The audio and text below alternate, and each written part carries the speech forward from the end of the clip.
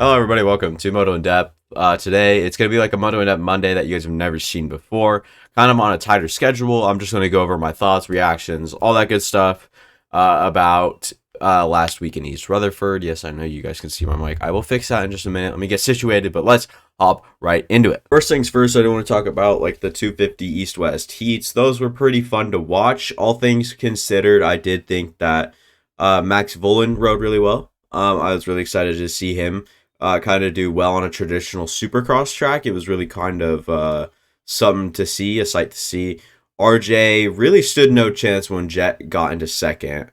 We'll talk about RJ later. Oh my goodness. Other than that, in the what was it, East Heat with all the other guys, you got Hunter, Hayden, all that good stuff. I think that it was an all right race. I don't think that there's much to really write home about. So we'll kind of just move on, but I kind of just give you guys my thoughts. I think that RJ was severely slower than Jet Lawrence when Jet Lawrence moved into that second place position, and a good ride from Max Vohland. And then on the east side, kind of the same thing. Hunter was good. He wasn't in a league of his own like Jet was, though. I think Jet really had it over him this last week, so it is what it is. I guess, yeah, let's head into the 450 heats. Nothing really exciting happened. We could talk about Tomac's like Charlie horse. I never really speculated him to be out of the race though. So there's that. I didn't think it was major at all. Cooper Webb didn't ride all that great. Chase Sexton looked really good. Dude, I wish we'll talk about that too. But Chase Sexton was a personal fan favorite for me. I mean, he had all of my votes. All right, he looked really good. He went. I mean, I just love the rider. I love the way that he's riding right now. Imagine that main event. I would have been fine with the second place there for sure. So would have been points, but unfortunately, Barcia happened. But we'll hop into that. And then, yeah, I mean, nothing really exciting. Roxon was riding really well. We're missing AC and AP this week, so Aaron Plessinger kind of had some gnarly get-offs.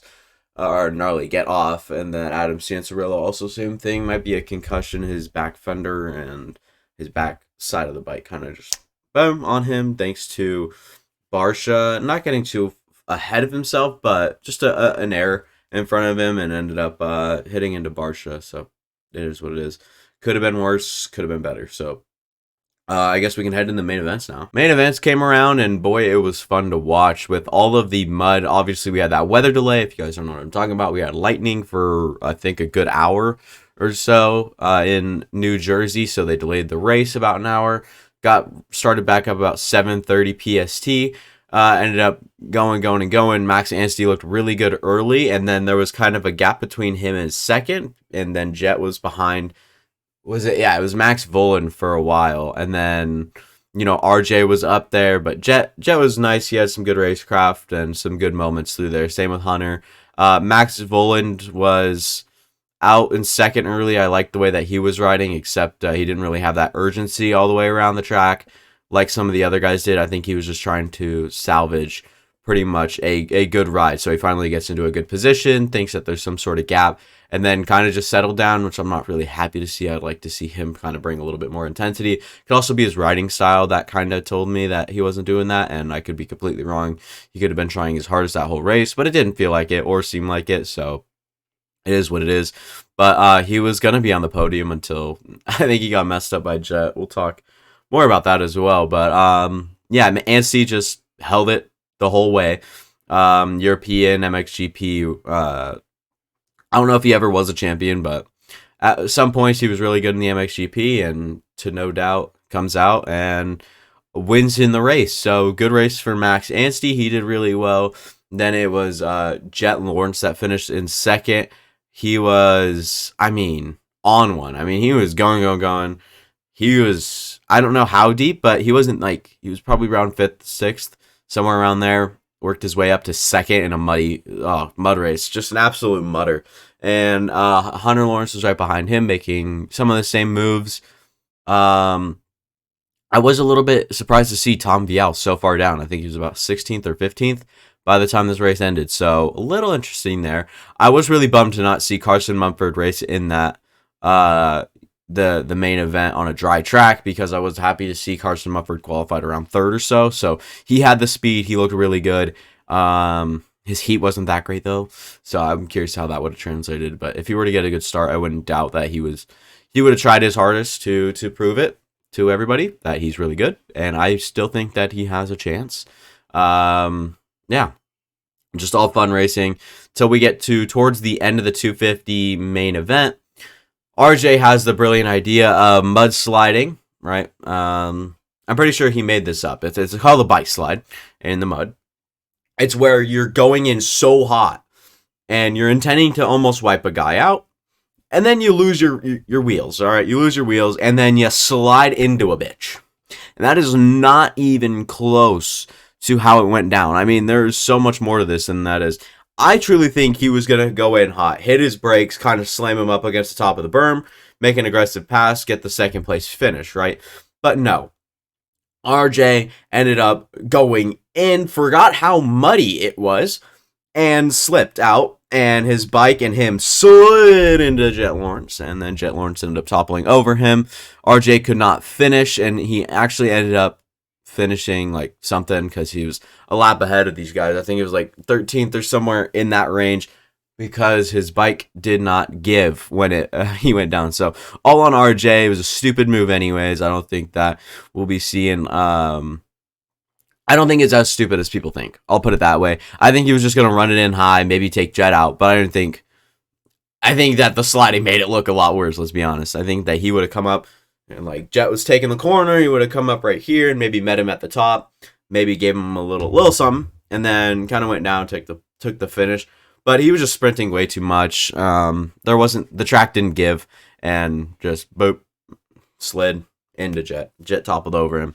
Jet finished the race in second, got in Maximus Volan's way, I think, and then gave Hunter the podium. Max Volan was a fourth place finisher, and then obviously, etc. So fun 250 race for sure. And in the 450 main, it was a fun one. I mean, it was so great to see these mutters and all the comedy before and after in those interviews with Daniel Blair. Those were really funny with the Lawrence boys and whatnot. But the 450 boys were great. They rode out there and they gave it their all.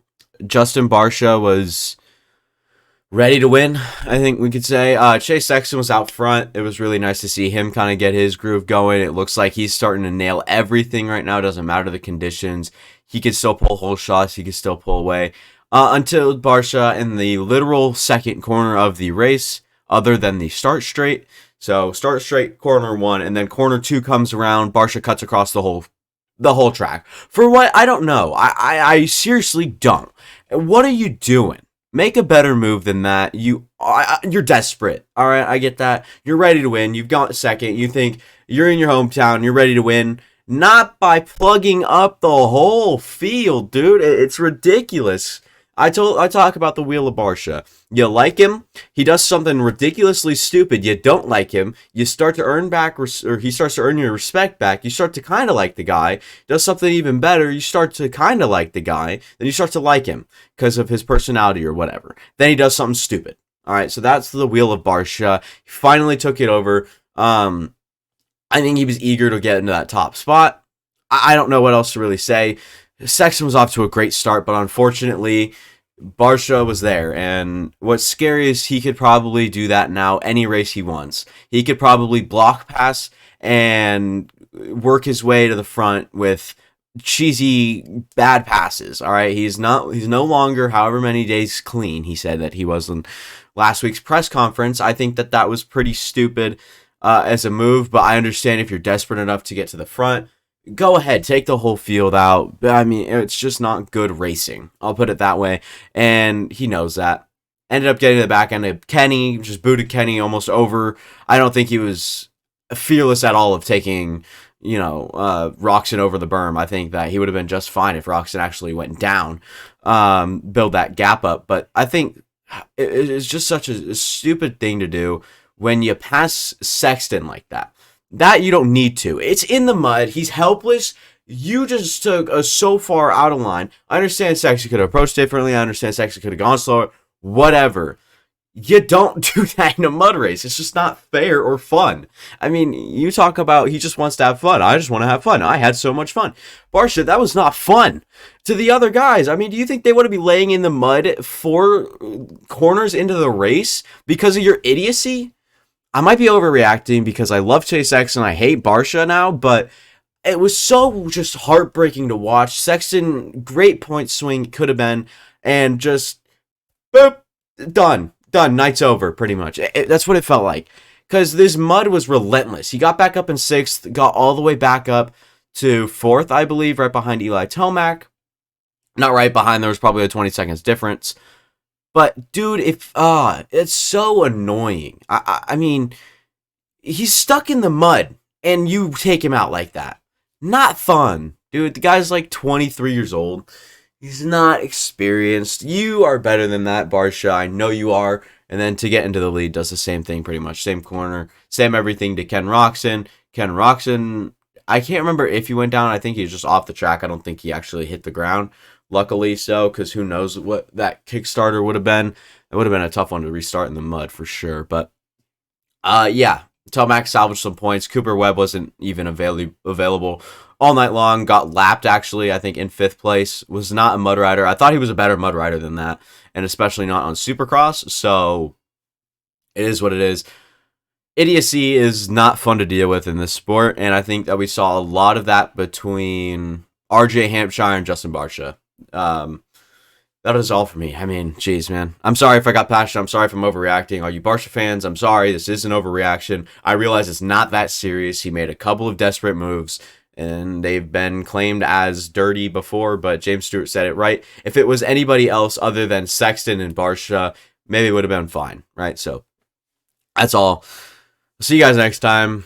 Hopefully I don't get too much hate in the comments, but cannot bank on that. We'll put it that way. See ya.